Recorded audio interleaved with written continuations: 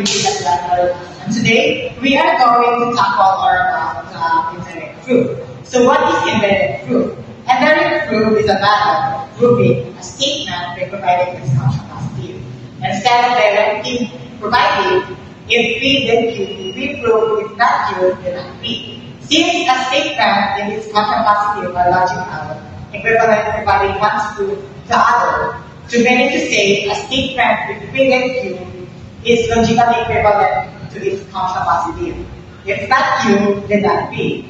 This means that if we can prove the contrapositive, we can conclude that the original statement is true. Indirect proof example.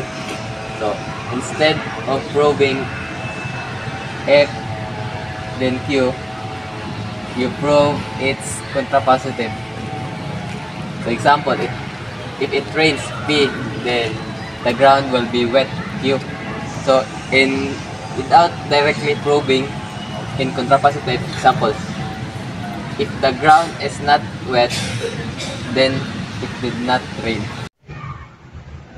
For example, if x equals 2, then 3x minus 5 is not equal to 10. 3x minus 5 is not equal to 10. So, para ma-prove natin kung true ba or false naman ang statement, kinahanglan sa ating pagkaan ang pinaka opposite. So, ang opposite ani is if x equals 2, then 3x minus 5 is equal to 10. So, ang isolve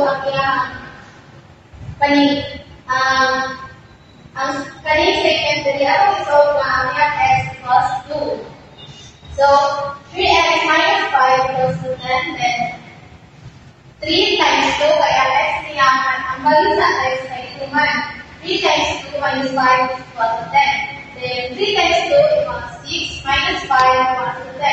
So, 6 minus 5 equals 1. So, ang 1 kay is not equal to 10 man. So, pagkitaw na ito ang iyang value gives the x. 3x minus 5 is equal to 10. So, iputang natin ang value of x is 5. So, 3 times 5 minus 5 is equal to 10. 3 times 5 equals 15 minus 5 equals 10. Then, 10 equals to 10. So, ang value sa x is 5. So, napakita din na true ang atong statement na iyang po si right false. My question number 1. What is the main strategy used in an indirect proof to establish the truth of a statement? The main strategy used in an indirect proof is to assume the opposite of what you want to prove and then show that this assumption is a logical contradiction. How does assuming the opposite of what you want to prove and indirect proof? Assuming the opposite of what you want to prove helps in an indirect proof by allowing you to derive a contradiction, which in turn proves that the original assumption, the opposite, must be false, thereby establishing the truth of the original statement. So this is the question number 2. In what type of logical argument is an indirect proof particularly useful? The question number 3 is, in what type of logical argument is an indirect proof particularly useful?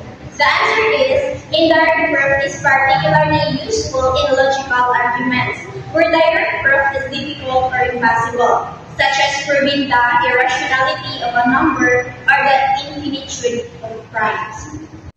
That's all for today. Thank you.